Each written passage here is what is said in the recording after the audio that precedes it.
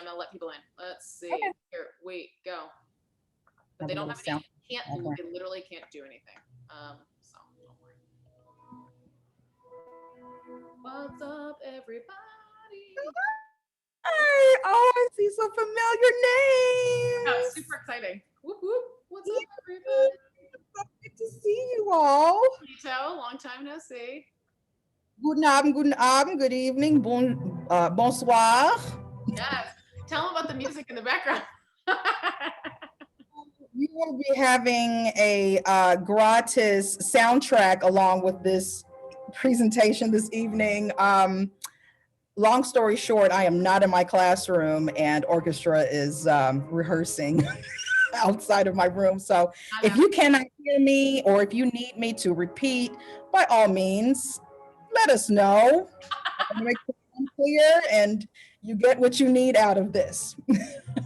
Yes, and I resent. I'm so excited that you guys are here. I resent the link. Our previous Zoom link was shared on both Twitter and Facebook, so I just wanted to be like on the safe side of like Zoom bombing and all that kind of thing. So I'm super glad that you guys made it here with the new link and all of that jazz. So I super appreciate that. I know it's like the link to the link to the link to the link, and that's really frustrating, but I figured better than like Daphne getting interrupted or somebody being really upsetting or insulting. We've all experienced the Zoom bomb. Hopefully it's not just me. Oh, Oh, it was terrible. It was terrible. Yay. So thanks for coming. And thanks for the ambiance music orchestra. Super exciting. That's so funny. My name is Meredith White, and I teach just outside of Atlanta, Georgia, northeast in Gwinnett County. I teach Spanish, and we are hybrid right now. So let's just say it's wine 30 because hybrid's a lot. Adult beverages are encouraged at this little get together. They are, do your tea, do your cocoa, do your wine, do whatever you want.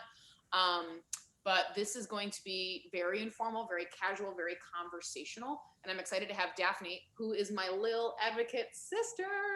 And yeah, what year was that? 27? 17, 18, 18. What year are we in now? 21. Okay. 19, Yeah. 18, 18. I was trying to figure out with Ying yesterday. I was like, Ying, when did we meet? And it was also like doing Lil stuff. And so figuring out like, okay, hold on, what year? Who are we? Where were we? Right? We picture where we were. And so I'm excited because you've moved since we met, I think, because I was in Memphis. Yes.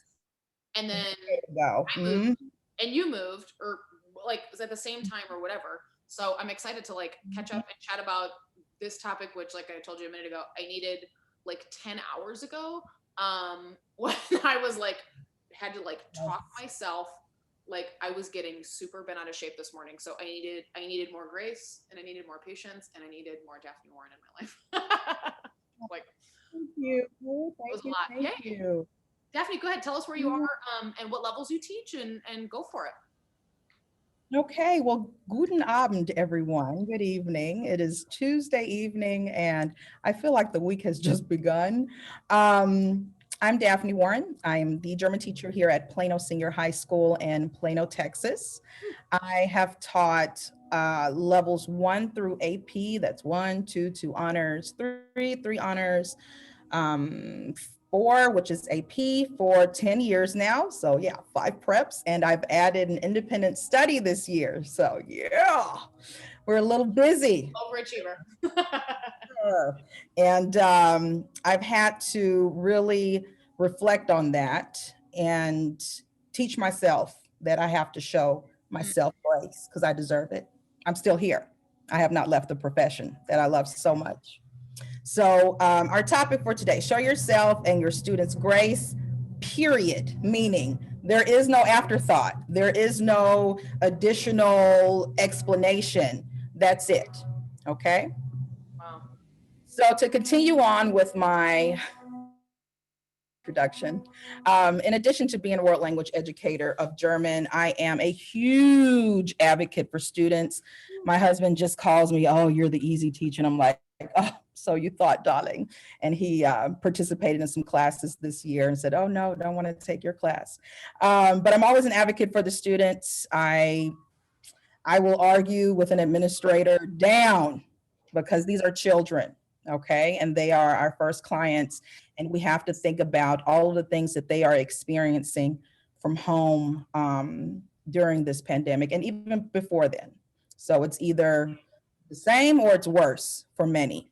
So, make sure that you're an advocate. In addition, I am a curriculum decolonizer. What does that mean? That means that I take the curriculum that I have been given and I try to make it a little bit more acceptable for everyone. Our buzzwords, diversity, equity, and inclusion, is what that basically means. I make sure all of those three things are covered. If we're going to talk about food, we have to make sure we talk about food deserts. If we talk about work, we have to make sure that we talk about gender equality when it comes to pay. We have to cover all of the things to make sure that every student is aware of what's going on and make sure that every student is comfortable. And then lastly, but definitely not least, I'm a PhD student. I'm working on my doctorate in educational leadership and policy studies. My research includes the communication breakdown between teachers and students right before that particular student or students are referred for disciplinary action. Wow. And yeah, so to your left, you see a whole bunch of organizations. And these are organizations that I have been involved with, members of, and additionally, some of the platforms that I enjoy and work on. And let's see. There are about 3 or 4, maybe 5 that we're not necessarily familiar with. And I'm going to point those out. The BGHRA is one of my newest endeavors. I am heavily involved with Dr. Piana in making sure that Black Germans truly have a voice, especially in the US. And I'm on her steering committee for that organization, but it's Black Germans Heritage and Research Association. Then we have PAPSB and TAPSB, and those are my local Black organizations where Black educators get together to make sure that our Black students have a voice here in Texas. And then TEFLA is our state organization. LIL, as many of you may know, and if you don't know, you should get involved. It's really awesome. It's really awesome. And then The suspense. And then. can you hear me? Yay, now we can. Okay. So where did I stop? Oh, okay. It was perfect. And then. And then the DGC also has been formed by the French, if I'm not mistaken, and Italian languages. So they have their own subgroups, if you so will. But the DDGC is the very first one. And we're very heavily involved with making sure that there are equitable opportunities, access, and addressing problematic things that are happening in organizations. I'm not that involved with Twitter, but I love Twitter. Like I'll get on there, look up a hashtag, especially if something's really awesome. Instagram is more my jam. Facebook, because I've been on there since Facebook has been in. Since it was the Facebook. And then YouTube lately, I've been saving a lot of music. I'm a huge music fan. So I've been saving a lot of music selections on there. So enough about me. I've heard so much about Frau Warren. I want to hear some about you. And feel free to share whatever you'd like. I have all of these hats, even in the pandemic. What type of hats are you still wearing? And what are you willing to share with us this evening? Please go to menti.com, or you can scan this QR code and type in the code 2454-034-245-4-034-245-11. No, that's 11. So bad at French. 034. And then do our Spanish for us, Meredith. Oh, God, I'm sorry. I was typing in my words. 24, 54, 34. Pero antes del 3 hay un 0. Muchas gracias. Bitteschön. All right, let's see what type of hats we're all wearing. Because we still have many hats on as educators.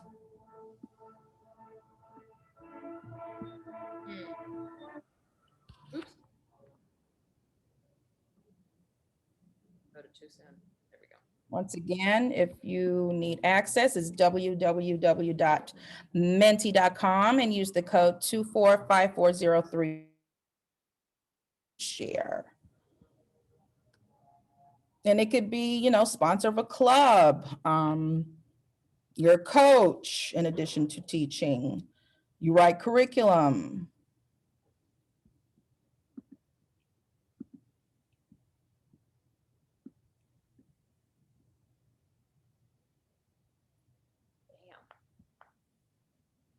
Okay, it's not popping up and I don't know why. Let me try the little dude in the bottom right hand corner. Sometimes mine's like that.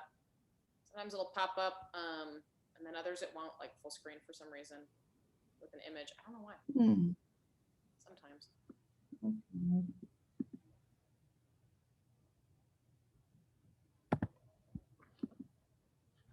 Okay, I need to hide the image. There we go. Look at this.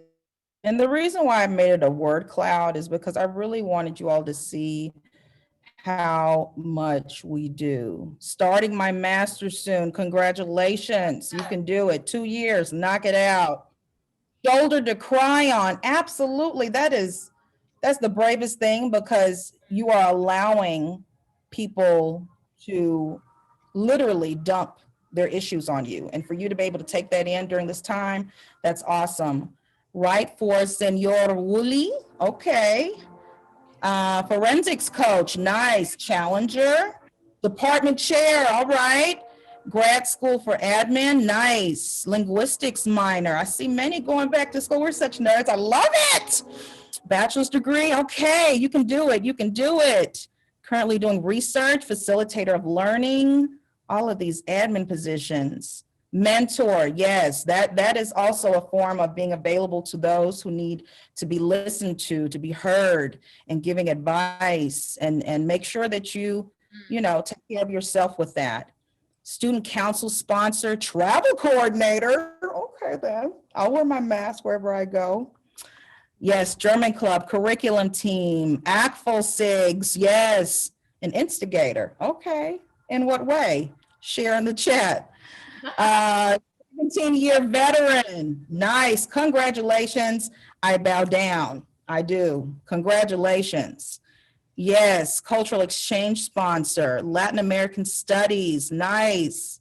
These are beautiful. What was that? 30-year-old teenager, okay. Is that you, or you have one in the house?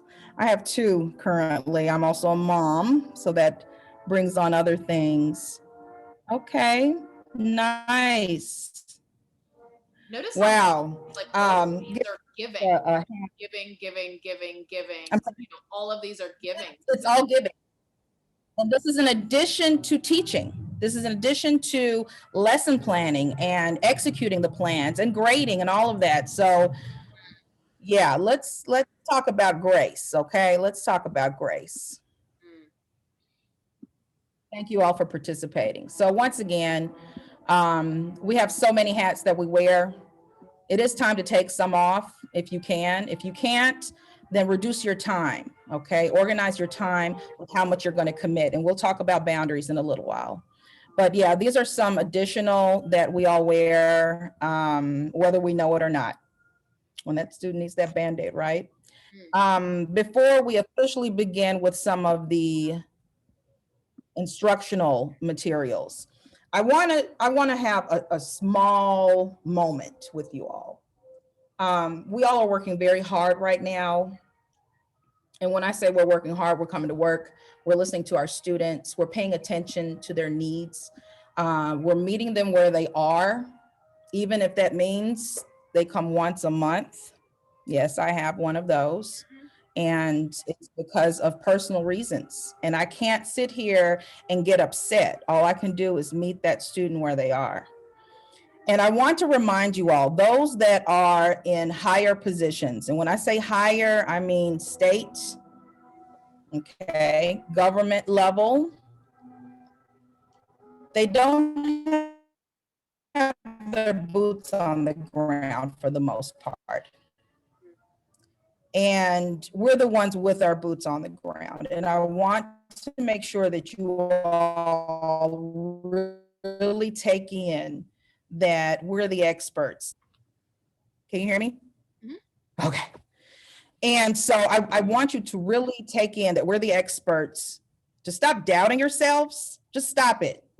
This is our first year, officially almost first year during this pandemic, trying to teach, trying to juggle all of the things, still meet the requirements of our schools, of our districts. And when something doesn't feel right, or if something is, doesn't make sense because the person giving the directive doesn't have their boots on the ground, I invite you to invite them to your class, whether that's via Zoom. I'm co-teaching. So I have students in the room and on Zoom at the same time. And I have given many the option to see all of the things that we do as producers and directors of these wonderful Netflix shows on a daily, right? You know, all of the what do you call it, fireworks and stuff that we have to manage. It's a lot of logistics that we did not have to deal with. And I'm a teacher that was so used to running around in the classroom, standing next to the student, pretending to hold a microphone and have them talk. And, you know, I can't do all of those things. I have to be producer. And so for them to see us do that, sometimes I know in the beginning we were reduced to just, you know, we're clicking buttons. We're doing way more than that. Okay, so I invite you to invite your administrators to your room. Now, I don't know if that makes you nervous. It shouldn't, because once again, you're the experts. We're the experts. Say it to yourself every morning. All right, be kind to yourself. Take it one lesson at a time. Let go and be human. And boundaries are bounce. Okay, we're going to talk about those three things in particular today. So the first part, take it one lesson at a time. Communication is key. When students sign up for your classes, what are the first things they say of why they are in your class? Put it in the chat real quick. Why do they say they want to be in your class? And be honest. Meredith, what did they say? What did they say to you typically? I was just about to say, well, you know, we had that talk today. Our kids are signing up for classes for next year already. And so, yeah, it's like, how many years do I need to go to college? I'm like, yeah, a couple. I see 3, and they're like, good, I'll do 3. I'm like, okay, we're already naming the finish line. Okay. No problem. Yep. I heard you're nice. Oh yeah, needed for credits. Yep, I'm here because I need my requirements, college requirement. I want some Nazi pon. Yes. Can't even give those out anymore. Yeah, they have to take the class. Sibling friend took the class. Okay, word of mouth, graduation, requirement. Okay. All right. I'm forced to take this class. Yep. Oh, those are hard. I've had two students to be forced to take German. And we ended up having a very good relationship. But the first few months were rough. Well, another thing your students say while they're taking this class or while they're taking your class is because they want to be able to communicate. They want to be able to speak the language, right? And what comes with that? Lots of hesitation. Lots of fear for making a mistake and not getting it right as soon as they open their mouths. As soon as you give them the task, they're like, ooh, right? They're just they freeze a lot of times. It's very rare that we have more than 3 students who are actually right in and getting into the groove of things the first semester or the first few months, right? So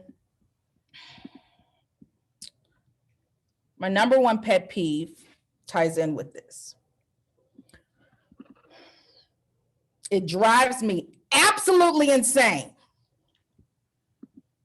Mm-hmm. And that's lying. Mm.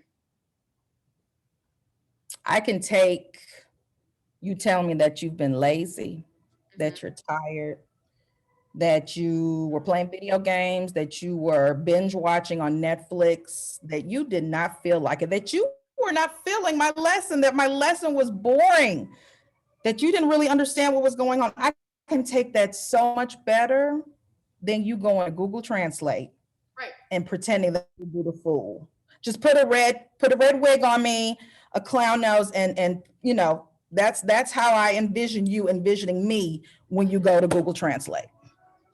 And so one thing that I want to tell you all is have grace with yourselves and having patience with your students and being comfortable making mistakes. I'm telling you, if you build a relationship where they can feel comfortable making mistakes, they're going to pretty much do what you ask them to do. It's not going to be a let me go to Google Translate, or I was so overwhelmed, I had a million things to do and I couldn't get your assignment done. Guess what? It's okay. Turn it in tomorrow, or work on it in class. Okay, I'm going to record this lesson.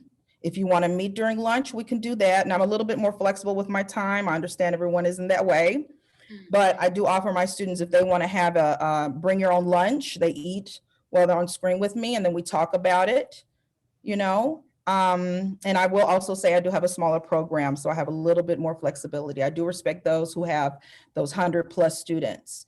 But if you can allow yourself for a student to turn in something late, at least you're getting their true quality, than getting all upset about a Google Translate assignment.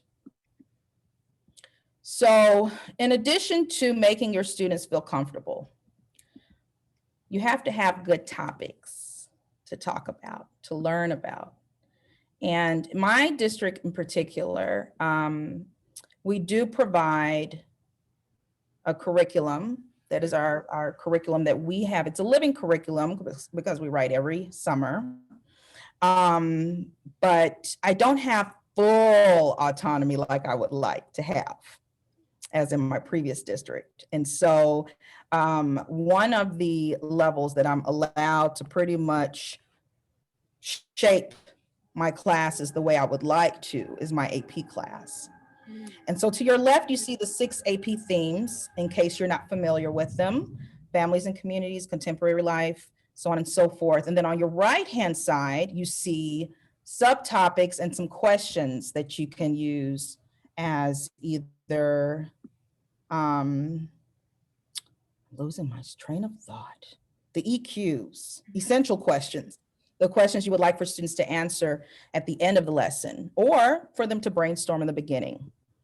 And so in my, and I will also say this, you can take these 6 themes and adapt them to your lower levels.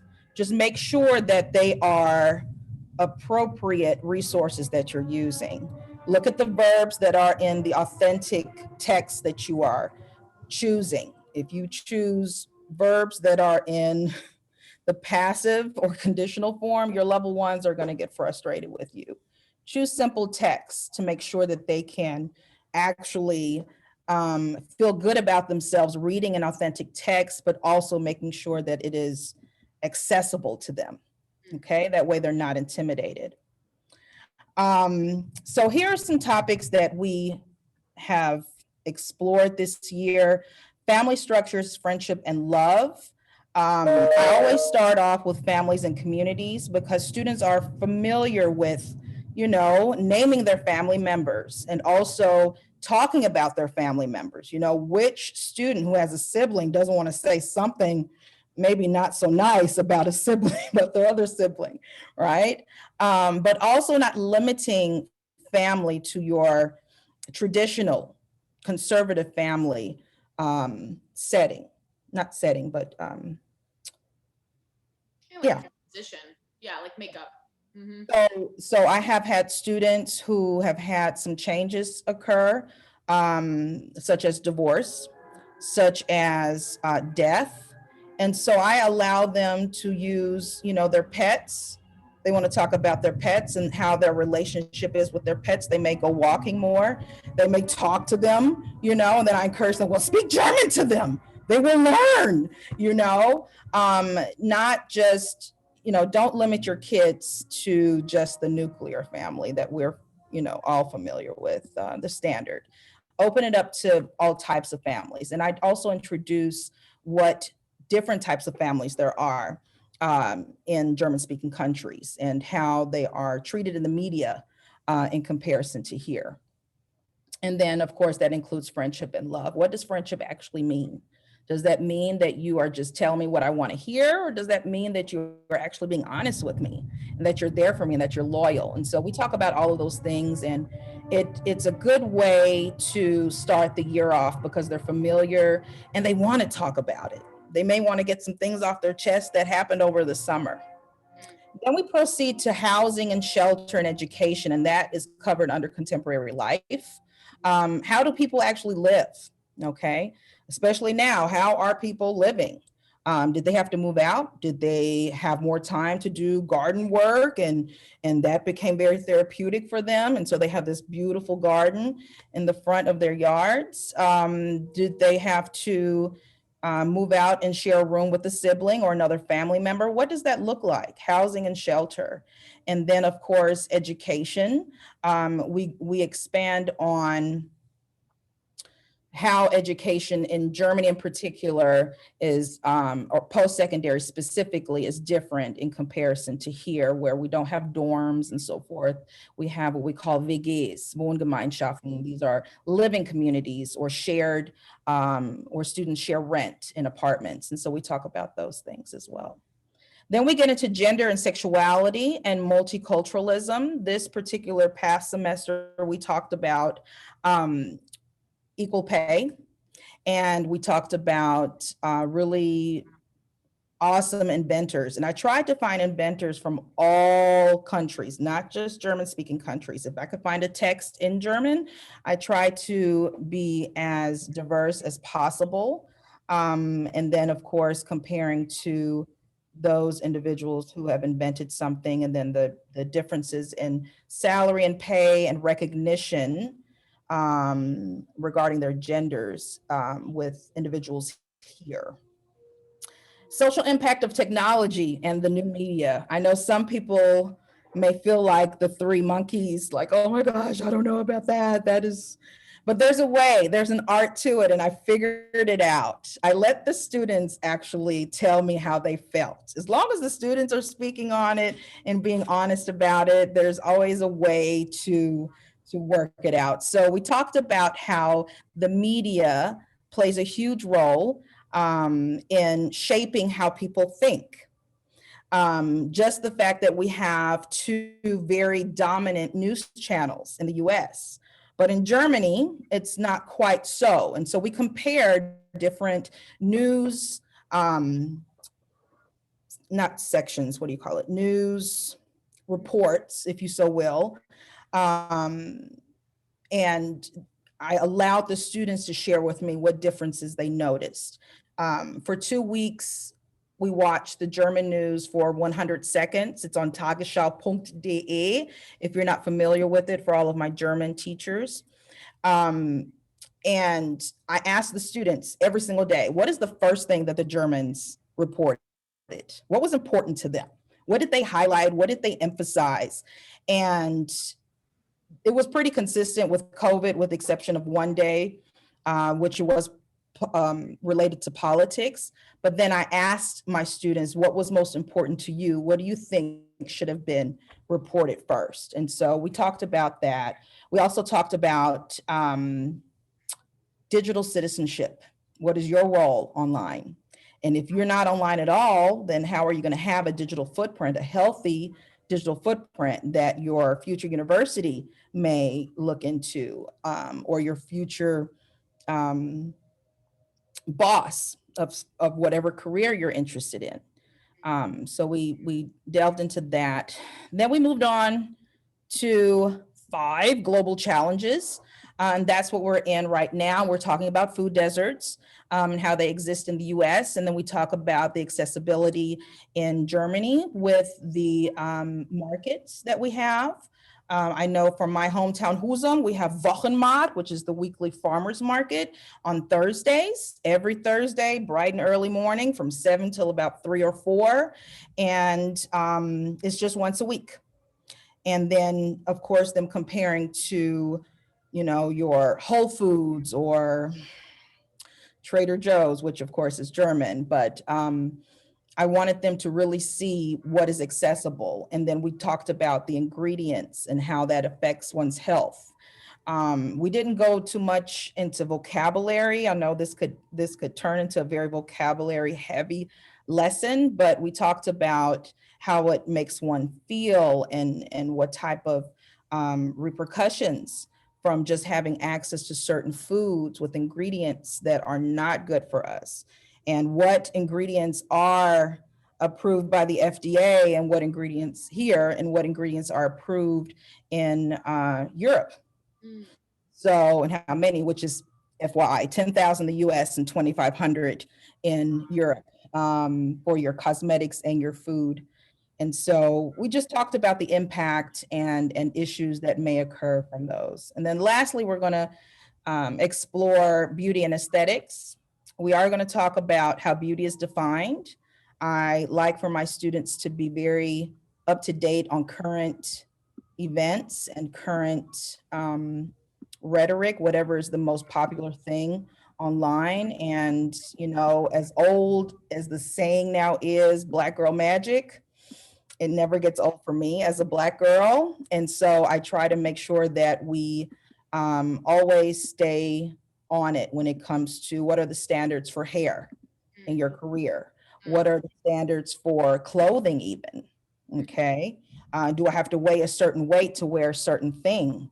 Now, of course, be appropriate for school, but just allow them to have that conversation. And then we're going to read some literature on that. And then we'll get into architecture a little bit, because I have a lot of boys. Who has a lot of boys in German? So we're gonna get into architecture a little bit and how our environments, not necessarily homes, but just our environments, make us feel, and how they comfort us at times and make us feel comfortable to be who we want to be. All right, so here's one of my rules when it comes to participation. So we've talked about students being honest. We've talked about getting buy-in from the students. We want them to have, good topics that they're interested in. And now the rule, no mistakes, no credit. That means if you're not making a mistake in my class when you're speaking, you're not going to get any credit because you're too afraid to participate. And so I really encourage for students to just go for it. Once they get comfortable going for it, and it may take a little bit longer than if we were just face to face. It has taken me about 3 months, so almost the first semester for my kids to be comfortable in my level 3 honors class in particular, because it's my largest. But once they're comfortable, then they start questioning, wait a minute, when you answer, you've changed something. And guess what? I've piqued their curiosity. And I say, yes, you always say this, but what you're hearing me say is the correct way. But you're still communicating. I still understand you. And they said, okay, but I want to be able to say it your way, Frau. And then it eliminates what they've been using this whole time, because now they're interested and they voiced it. And I know for many of you, this is not new, but I really encourage you to focus on allowing them to make mistakes so that they can feel comfortable. Because without that, they're just going to be on pins and needles. They're just going to memorize whatever it is and make it sound good. And that's not what we want them to do. They want to be able to communicate and not just give you a speech, right? It's more than just presentational speaking that we're teaching. So no mistakes, no credit equals participation and motivation to learn. Who's familiar with bell hooks? For those that I can see, raise your hand, please. Okay, it's okay if you're not. I've got a resource page for you at the end of this presentation so you can explore her. I love bell hooks. Thank you for the virtual hand raise, Sarah. Thank you. So this is one of my most favorite quotes: hearing each other's voices, individual thoughts, and sometimes associating these voices with personal experience makes us more acutely aware of each other. I know it sounds simple, but I really want you all to, if you haven't been, get comfortable with the kids making mistakes. Allow them to fall, allow them to be okay with falling, because they're going to pick themselves up with your help and your patience in the end. Okay, real quickly, because I am a very long-winded person, as you all can tell. Here are just a few resources that I wanted to share with you that you have all most likely heard about, but how I use them is what I'm sharing with you. So Jamboard, I only use that typically for warm-ups, for the students to share ideas, because I can't really, I don't know, it's not really my jam for in-class instruction time, but for a warm-up, cool, nice visual, sticky notes, love it.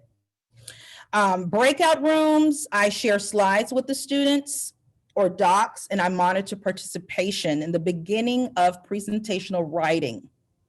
Why? Because I want them to have a little bit of privacy. I don't want to put them on the spot just yet, because I want them to feel comfortable making mistakes. And so as they are typing on the slides, writing on the Google Docs, I'm checking and I'm commenting as they are writing. Okay, that way they know I am there. Okay, but then by them being either alone or with a partner in the breakout room, they can brainstorm. Zoom, Teams, and Loom for live writing. And I'm going to show you just a short example of what that looks like. And this is a little bit different from the breakout room. This is all of us in the Zoom together, and we're writing live on slides, for example, or Google Doc. Padlet for brain breaks. I love asking silly questions. And for warm-ups here. See, I'm showing my human side. That is definitely an autocorrect. I know how to spell for and which for goes there. So please, I apologize for that error. Lots of practice. Don't get caught up with all of the technology. Practice is what's going to make it permanent for the kids. So I know that we all have a form of calendar that we follow, but if your district allows you to have some flexibility with granting more time to practice, by all means, do it. So yeah, I pull up a Google Doc for presentational interpersonal writing on the spot. Flipgrid Clips has allowed my students to really own their voices and go for it.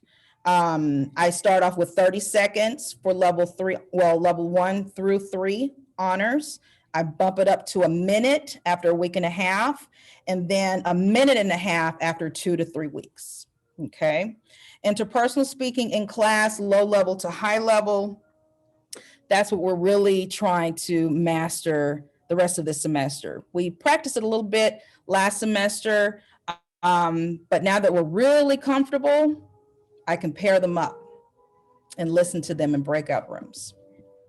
So here is just a quick clip on how I do the live writing. And I did get permission to show my kids' faces.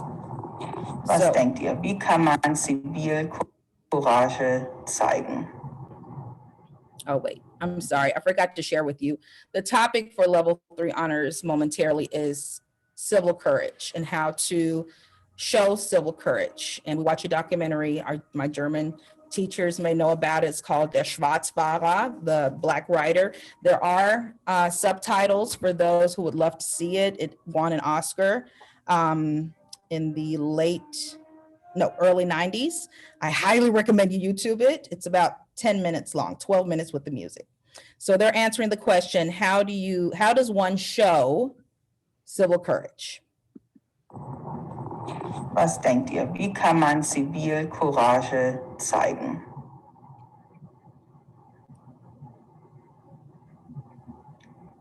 Okay, nicht schlecht. Nicht schlecht.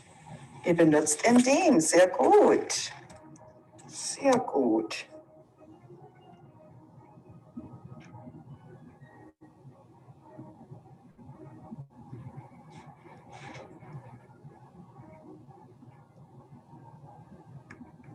Super.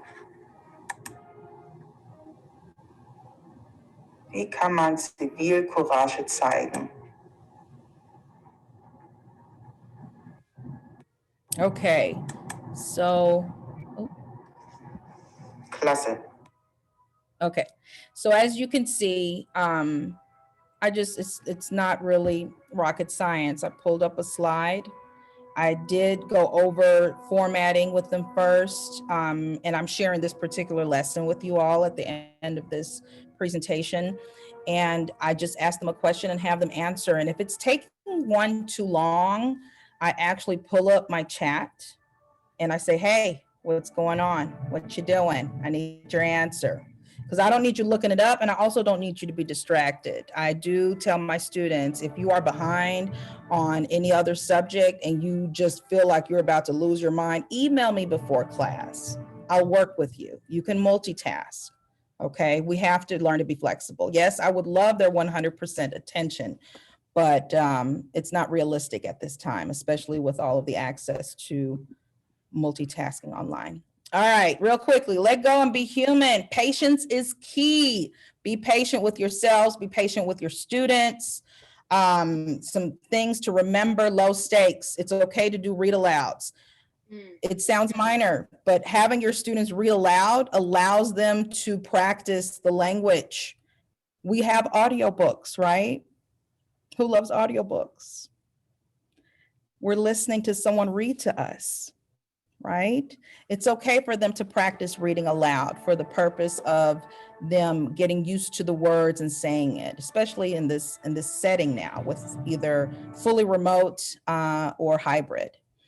Instructions in English to limit time. You know, I don't like students to be hung up on what in the world are we doing? And they're spending 10 to 15 minutes, especially if I've paired them up with someone, trying to figure out what it is that I need from them.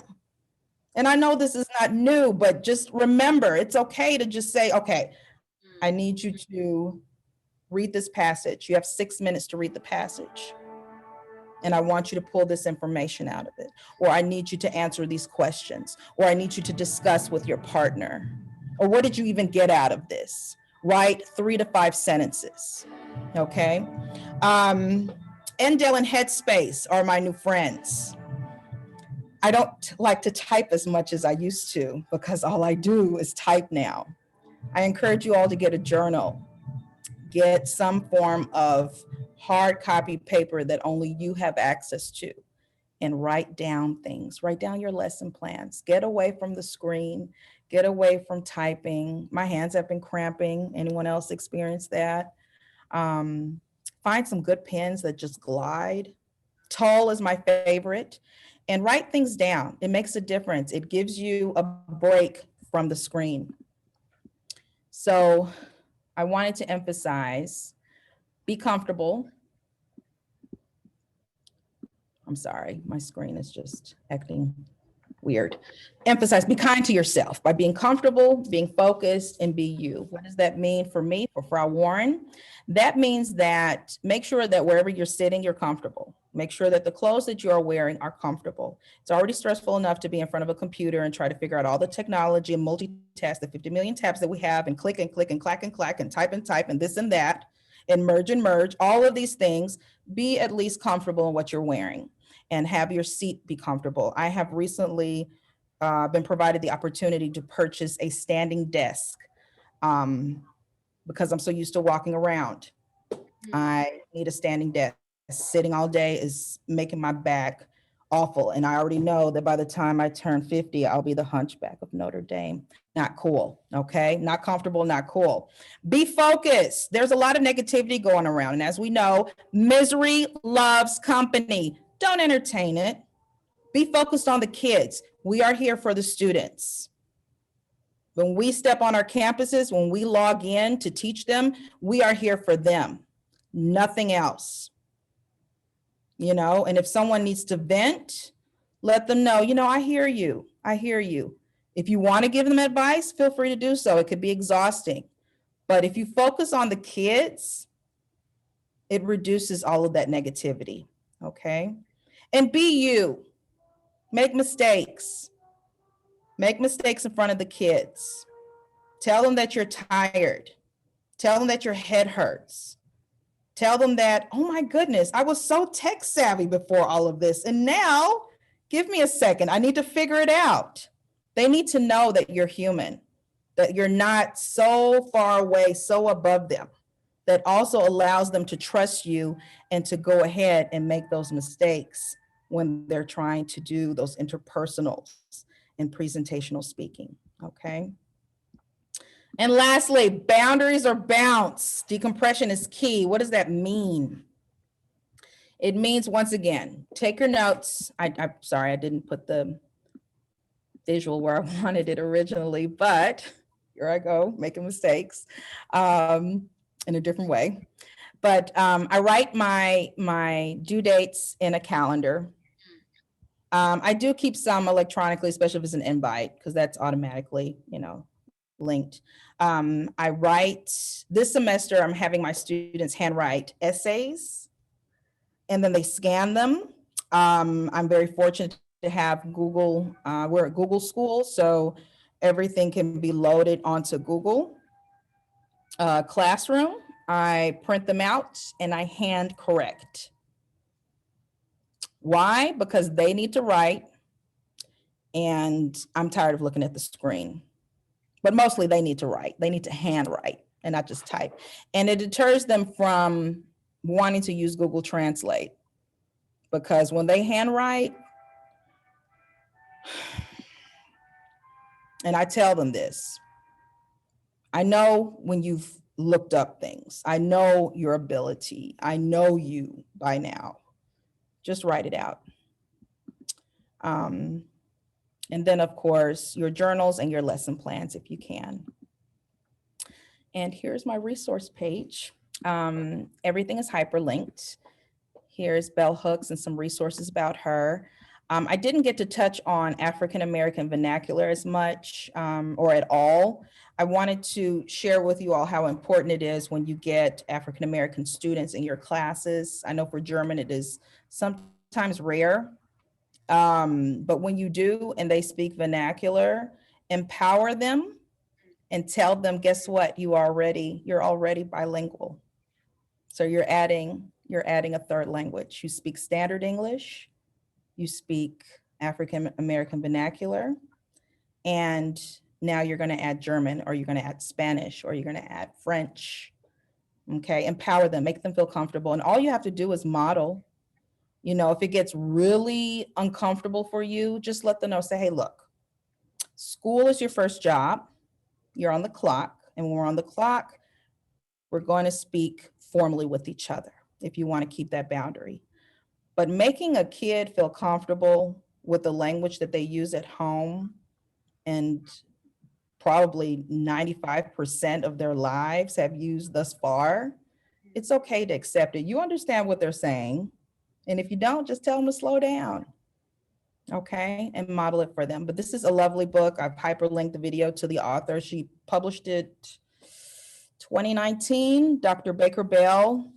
Really good examples in there to just embrace your Black kids and their language. And then I've given you all of the subtopics that you can use across your levels and try to adapt those. And this is, of course, online if you want to explore it a little bit further. When you click on the resources word, that will take you to the lesson on civil courage. And I understand it is in German.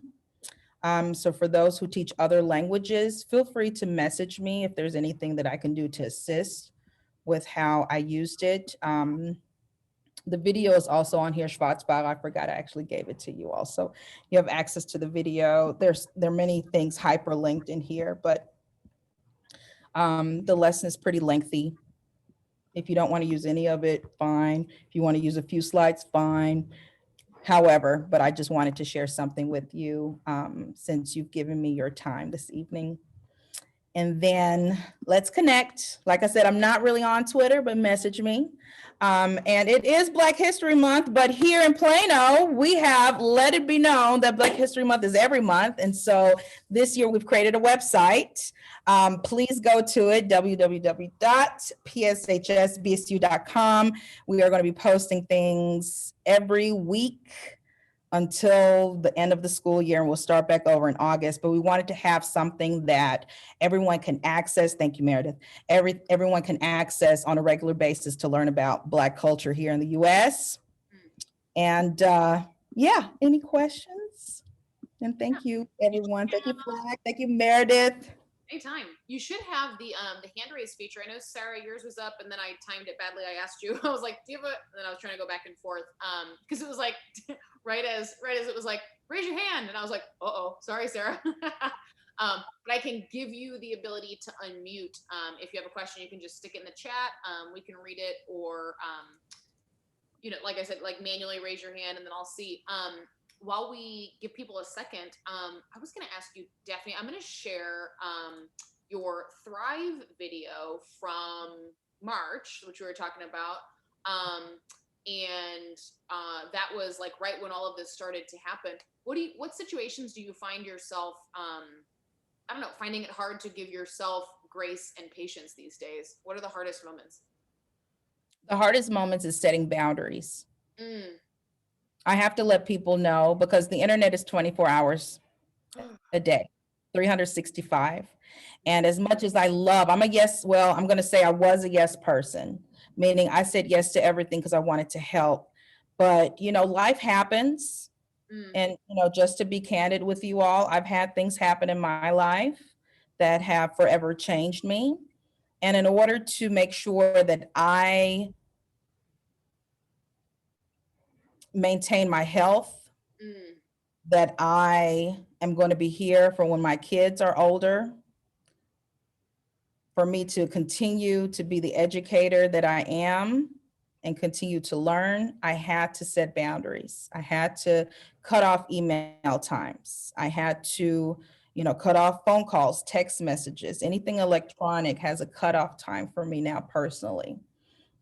Just because I have to, you know, kind of take a break. It's nonstop. I find that being in front of the screen for nearly 7 hours a day, it's really exhausting, and it's allowing me to see how short my patience has become with me sitting and researching on the computer because I'm just so exhausted from being online. So if you can limit the communication and the demands that have been asked of you or the favors that have been asked of you, by all means, do it and start off slow. You know, you can start off slow. And then also the dumping of venting, just for adults right now. The kids, I'm here for them whenever.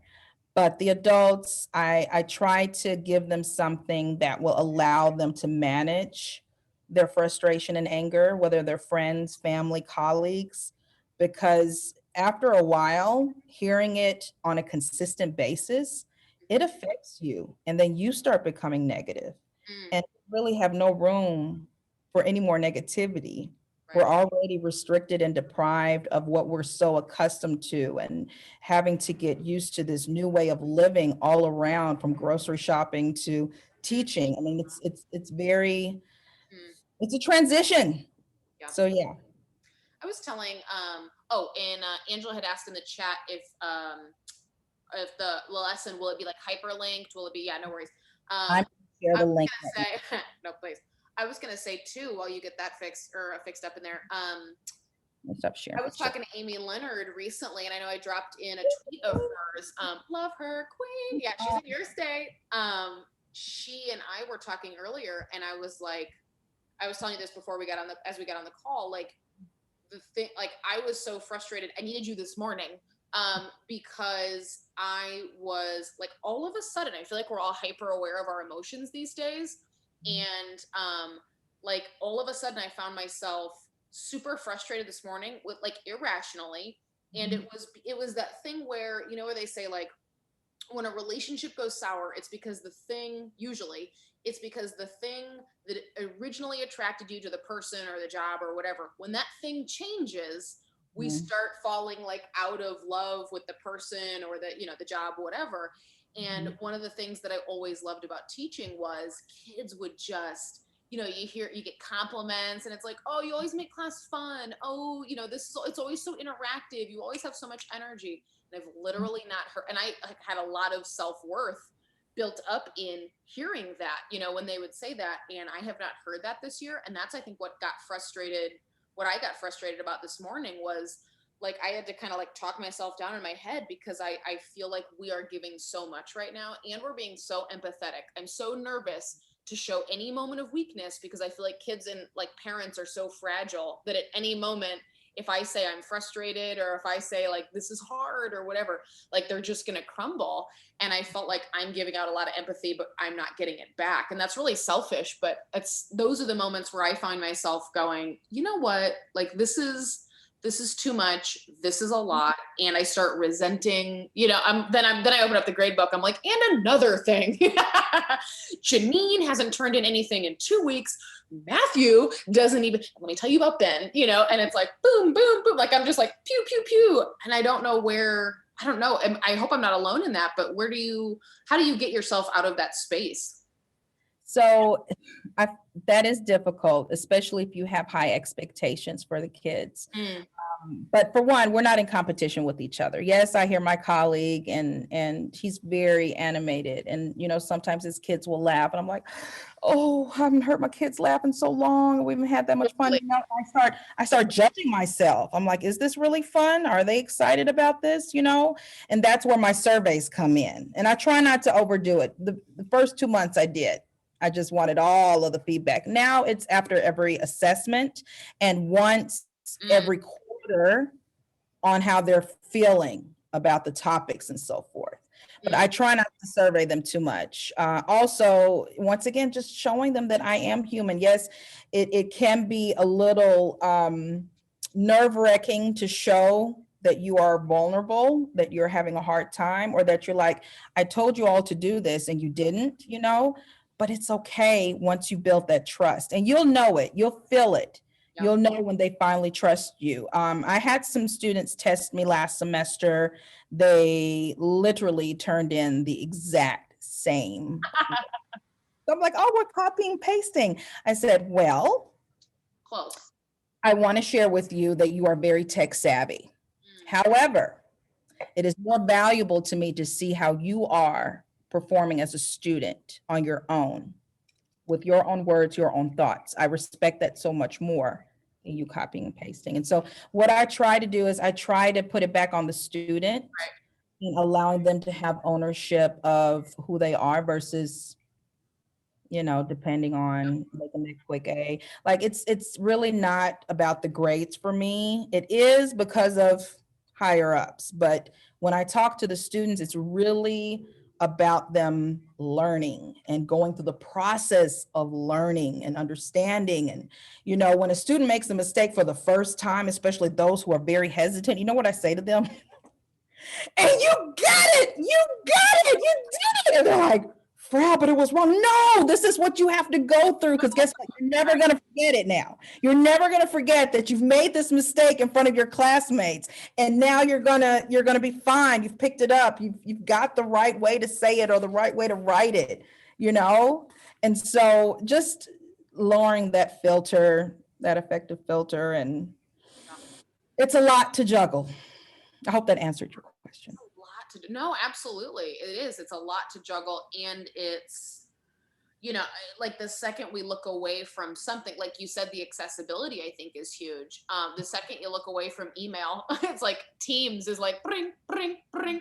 And I finally just closed Teams. Like, and also Teams is a real jerk because Teams will, if someone ats you in Teams, if I'm like at Kim, then like Kim gets an email and that's annoying. And so I closed Teams and I'm like, I texted colleagues, I was like, I haven't opened Teams and like, I'm not going to, because it's super distracting. And like you said, I'm cutting down on the tabs that have like, you know what, waiting for me to do. Like, I'm not, And so then they start like adding me and now I'm getting emails. I'm like, okay, guys, we're doing this game wrong. That's not what we were going for. So finally, Teams, and let's exchange that way. I'm like, no, but so much of this experience has been juggling, what kind of email do you want? Like if I extend the deadline because I'm not a monster, or like Ben and I were tweeting about earlier, it's like, I'm just gonna delete this assignment. You know what I mean? Like, goodbye. Because I can't, we're done. It's the same way I used to pop them in the recycle bin and go, look, I'm all caught up on grading. Goodbye. You know, like, can I just have a weekend? You know, the second you start to make a decision, it's like, what kind of email am I going to get after this? Either I'm going to have strong boundaries for myself, close that quiz on Friday, like I said I would.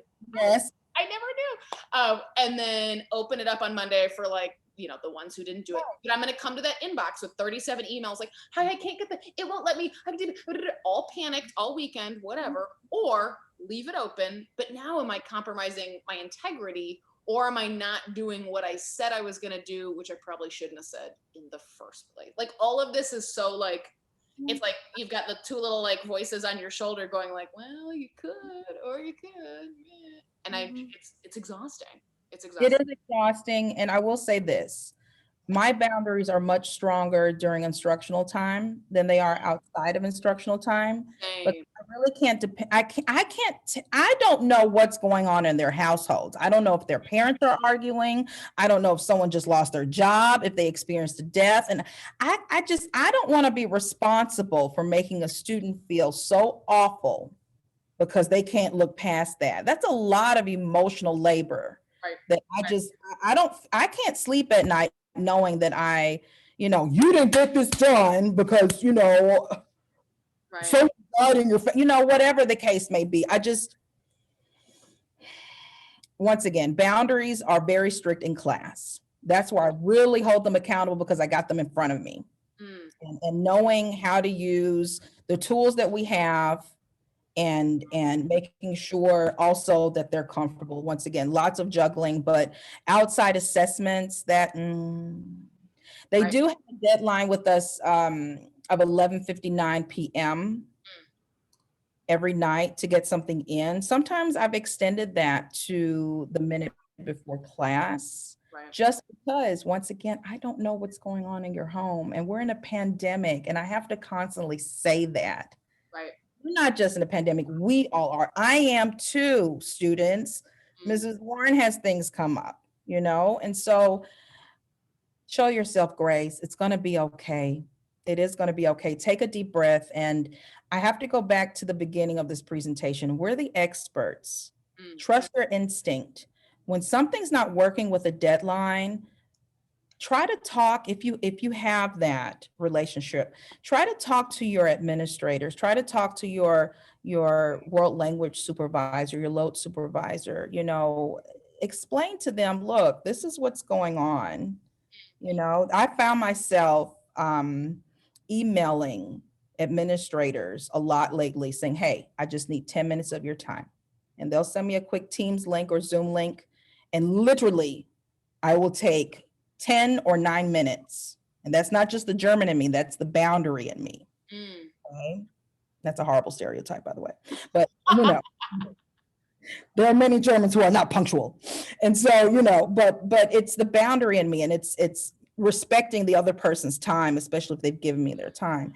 And me talking to them face to face and telling them, said, look, I know our pacing calendar says we have to have these IPs done this week, these interpersonal speaking assessments done this week, but my students need another week to practice, to really get comfortable, I'm not trying to set them up for failure, because guess what? you're back at square one. You're back at the first day of school when they're in front of an assessment and they are nervous and things didn't go the way they needed to because they just needed one more week or a couple of more lessons. Right. Well, and interpersonal is hard too, because it's like, you know, I was thinking about this earlier today. I feel like interpersonal, I mean, you know, as we, in our own journeys of language acquisition, preparing for different interpersonal presentations or like, interactions, or just any conversation that you might ever have in the target language is like practicing football plays the other team might play, you know, and then, or not, you know, like you might get there and they're like, it's all different. You're like, I didn't prepare for this. I was not told what they were going to do. You know, I mean, it's a heavy cognitive load. It is, because you have to teach them how to circumlocute if their partner is not saying anything, or it's like, I don't know what you're saying, or busting in English all of a sudden. We're like, no, we're supposed to stay in the target language, you know, all of these things. And that takes time, coaching them through, you know, giving an example. If they ask a question the partner doesn't know, and they say, well, I like da, da, da, or I do, or my opinion about this topic is, you have to model, you have to teach them how to model for their peers so that it doesn't become this, you know, conundrum. So that's just disaster, right? Like just, and you're like, this is this is a train wreck, and I can't. When the brain just goes, presentations at the novice level, I used to think every time, like individual ones, I used to think every time, you know, because I'm used to classes of 36, you know, whatever, and I would get super excited about it, and then like 3 in, because you're sitting at the back of the room, and all level 1 students are doing is going, how do you say, me padre, what's the word for, and you're like, now I'm giving your presentation, stop asking me stuff, you know, whatever. And every time I'd be like 3 or 4 in, and I was like, oh my God, there are 32 left. This is the worst idea I've ever had every time. I was like, this is a disaster. But just practicing and them, you know, knowing what it feels like, what it's going to look like, and what they can ask, what they cannot ask. Right. Because I don't allow them to ask me anything. I have to tell them I'm a ghost, Frau's Casper. Right.